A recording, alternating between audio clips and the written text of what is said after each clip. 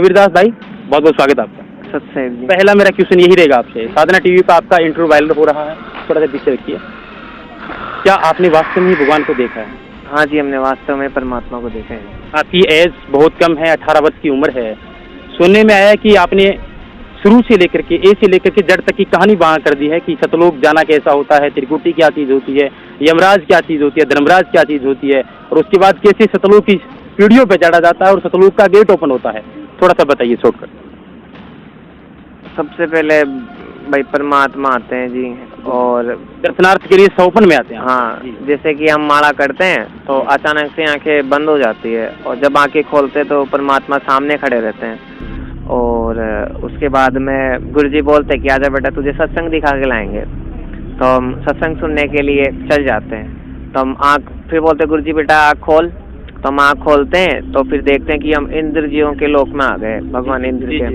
इंद्र का लोक भी बहुत बड़ा लोक है, हमने देखा अपनी आंखों से। खूब बड़े बड़े उसके अंदर भाई हीरे मोती लगे हुए हैं, किवाड़ भी उनके बहुत अच्छे हैं। तो उसके बाद में फिर परमात्मा हमको वहाँ से अंतर्ध्यान करते हैं, और फिर हम नरक में आते हैं जी। नरक का हाल दिखाया, जैसा कि आप सुनते हैं टीवी के माध्यम से, सीरियल के माध्यम से, वहाँ पे बहुत बुरी तरीके से मार पड़ती है जो यहाँ पे जो पाप करते हैं मृत्यु लोक के अंदर। और ये क्या सही है? हाँ, ये सही है। ये इस बात का प्रमाण तो हमको गरुड़ पुराण में भी मिल जाता है, क्योंकि मरने के बाद में इंसान को वही सुनाया जाता है। उसके अंदर भी बताया जाता है कि भाई जो जैसे पाप करता है उस हिसाब से उसको उधर दंड मिलता है। जी जी। हमने वहाँ पे खूब देखे कैसे किस हिसाब से इंसान को वहाँ पे दंड दिया जा रहा था। हमारे रोंगटे खड़े हो गए थे देखते ही, एकदम हम खूब रोए परमात्मा को, बोले कि ये भगवान, ये परमात्मा, ये कबीर भगवान की हम इतने कष्ट, मान लो इतने हम जाने अनजाने में हम इतने पाप कर देते हैं कि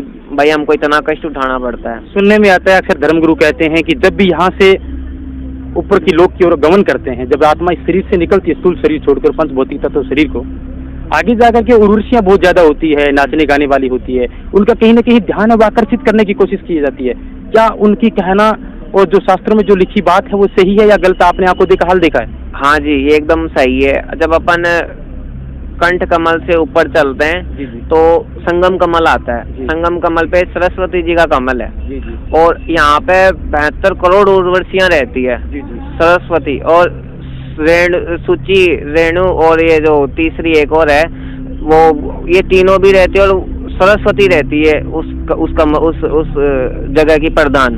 वो मधुर आवाज में गाती है, और वो 72 करोड़ उर्वशियाँ हैं, वो भी मधुर आवाज में गाती है। निवस्त्र रहती हैं 72 करोड़ उर्वशियाँ। इतनी खतरनाक बताइए। बस ये रहता है कि जो अपनी लाइफ में किसी बहन बेटी को गलत नजर से देखता है, या फिर जो भी मान लो किसी बेटे के बारे में गलत सोचता है, तो मरने के उपरांत उसकी वहाँ परीक्षा होती है। वो उसी के रूप में वो उर्वशियाँ आती है। जिस बहन को उसने गंदी नजर से देखा तो वो बोलते है कि भाई अब आप भी फ्री हो, मैं भी फ्री हूँ, आपने मेरे बारे में ये सोचा, अब चलो। अब अगर वो इंसान उनके कहने पे चल जाता है ना, तो काल झपट्टा मार देता है। और ऐसे ही वहाँ पे भक्तों के लिए जो अपने जगत के भाई बहन है, मान लो किसी बहन बेटी को देख के या फिर हो जाते हैं, या तो जो लड़का जिस लड़की को देख करके बुरी नजरों से देखेगा, उनको यहाँ नहीं, यहाँ तो कानून बेचता है, वहाँ पर कुछ और बेचता है। वहाँ पे हाँ, ये सही है। और वहाँ अगर कोई बहन बेटी किसी भाई को देखती है ना, तो वहाँ काल ने एकदम आकर्षित पुरुष कर रखे हैं। कैसा स्वरूप है काल का? Can you define please? एकदम हमारे गुरुजी जैसे अपना वेद वगैरह भी बताते, अपने गीता जी बताती है कि वो 1000 भुजाओं का मालिक है। उनका ओछा माथा है, तो छोटा माथा, लंबे लंबे दांत है, और काला बिकराल शरीर, और सिर पे सींग है उसके। वो रूप कोई देख लेना तो इस पृथ्वी में पूरी जीर्ण की आशा ही नहीं करे। इतना भयंकर रूप बताया, जैसे गीता जी के अंदर बता रखा है 11वें अध्याय के अंदर भाई, कि अर्जुन में अब बड़ा हुआ काल हूँ, तुम्हें खाने के लिए आया हूँ। अब सबको खाने के लिए अब प्रवृत्त हुआ हूँ। तो अर्जुन भी उस रूप को देख के कांप गया था। तो वो आम जीव की तो औकात ही क्या है भाई, उस रूप को सह जाए। तो इतना भयंकर रूप बताया था। गणेश जी के लोक में ले जाते हैं। गणेश जी का लोक भी बहुत प्यारा लोक बताते हैं, हमने भी देखा अपनी आंखों से। एकदम बड़ी बड़ी तितलियां एकदम पानी की जैसे स्क्रीन टाइप में रहती है। गणेश जी अपने रिद्धि सिद्धि चंवर डुलाती रहती है, और जोगजीत रूप में परमात्मा जाते हैं। गणेश जी को भी अपना भाई आदर भाव देते हैं। गणेश जी अपने स्थान पे बैठाते हैं उनको, और उसके बाद में फिर उनसे विदाई लेते हैं। गणेश जी भी स्वीकारते, बेटा जितने आप हमारा कर्ज नहीं दोगे ना उतने है ना हम आपको यहाँ से फ्री नहीं करेंगे। और उसके बाद में फिर हमको तिरकुटी ले जाते हैं, पहले त्रिवेणी आता है, त्रिवेणी में 3 रास्ते रहते हैं, सामने वाला रास्ता परमात्मा पकड़ते हैं। कौन कौन से रास्ते हैं दर्शकों को बताएं? एक तो बाई वाला रास्ता है जो अपने स्वर्ग नरक को जाता है, धर्मराज का लोक है, और एक ये इस साथ वाला रास्ता है वो 88,000 खेड़े और जो भी है उधर जाता है, और एक सीधा रास्ता जाता है वो भंवर गुफा की ओर जाता है एकदम सीधा। तो परमात्मा हमको पहले तो उल्टे हाथ पे लेके जाता है धर्मराज के लोक में। तो धर्मराज के लोक में लेके गए तो दूर से धर्मराज का आसन डगमगाने लगता है, भाई कौन समृद्ध शक्ति आ रही है ऐसी। तो वो उठ के उनका कबीर जगत गुरु संत रामपाल जी महाराज का आदर करने लगता है, उनको भी बोलता है कि भाई परमात्मा आओ विराजो। तो फिर परमात्मा ने हमारे चित्रगुप्त के कागज भी फाड़ दिए, बोले कि आज के बाद तू हमारे भक्तों का लेखा जोखा लेगा ना तो तेरी वो हालत करूंगा जो सोच भी नहीं सकता। तो उसके बाद में हमको भंवर गुफा की साइड में लेके गए परमात्मा, फिर वहाँ पे दिखाते हैं कि एकदम बहुत ज्यादा बादलों की गर्जना होती है, एकदम 1000 से ज्यादा मेघ गरजते हैं। पर परमात्मा हमको नाम दीक्षा दे रखे, हम नाम दीक्षा का जाप कर रहे थे उस समय, तो हम पे कोई असर नहीं हुआ बादलों का भी। तो फिर उसके बाद में आगे गए तो डाकनी साकनी करोड़ों लाखों की तादाद में 12 करोड़ जम के दूत भी वहाँ पे आ गए थे।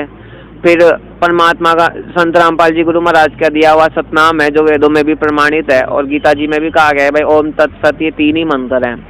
तो हमने सतनाम का जाप करते ही वो सब छोड़ के भाग गए सब कोई, यानी सतनाम का प्रभाव इतना है कि 12 करोड़ जम के दूत भी आ जाए ना सामने और एक सांस का सिमरन भी कर दोगे वो भी छोड़ के भाग जाएंगे आपको। जी जी, आपको बहुत सारे दर्शक कमेंट्स भी करेंगे कि क्या वाकई ही ये घटना है वो सच्ची है। भाई विश्वास दिलाना तो देखो जो बात हम बता रहे हैं सही बोल रहे हैं भगवान के लिए। हाँ भगवान के लिए एकदम सही बोल रहे हैं, हमारे वेदों में लिखा हुआ है भाई। इनके लोकों का वर्णन जैसे कि तैसे आज हम देखते नहीं क्या, रामायण जी किसी ने नहीं देखी थी और हूबहू देख लो आज अपने प्रमाण आ गए, टोटली रामायण जी अपन ने नाटक के माध्यम से स्क्रीन पर उतार दी। वैसे टोटल अपने वेद गवाही देते कि वह लोक है और ऐसे ही महापुरुष हैं जो उस लोक को देख के आ चुके हैं। ये दासी अकेला नहीं है, इनसे पहले कोयल भारती आ रखी है, आरजू बहन आ रखी है, उनसे भी पहले जाए तो गरीबदास जी महाराज है, स्वामी रामदेवानंद जी गुरु महाराज, इन सबको उन्होंने बिल्कुल इनकी हिस्ट्री पढ़े तो आपके जैसी ही कहानी है। हाँ, कहीं न कहीं माना जाता है कि अक्सर एक मोक्ष की डेफिनेशन लोग परिभाषित करते हैं कि जब इस आत्मा का इस शरीर से निकलना होता है उसके बाद इस संसार में वापस नहीं आना होता, यानी 84 लाख योनि से मुक्ति पा जाता है। कौन सा वो सा धाम है जहाँ आप लोग गए जहाँ जाने के बाद आत्मा वापस नहीं आती है? वो धाम जो वेदों के अंदर उसको सतधाम अर्थात सतलोक का, उसी का दौरा किया था आपने? हाँ जी, हमने सतलोक का ही दौरा किया था। बताइए कुछ। तो यह इस वीडियो का पहला पार्ट था दोस्तों। इसी वीडियो का इसी घटना का दूसरा पार्ट देखने के लिए आप हमारे चैनल को अभी सब्सक्राइब कर लीजिए। बहुत जल्दी आगे की जो घटना सच्ची घटना घटी थी वह आपको देखने को मिलेगी इस चैनल के ऊपर।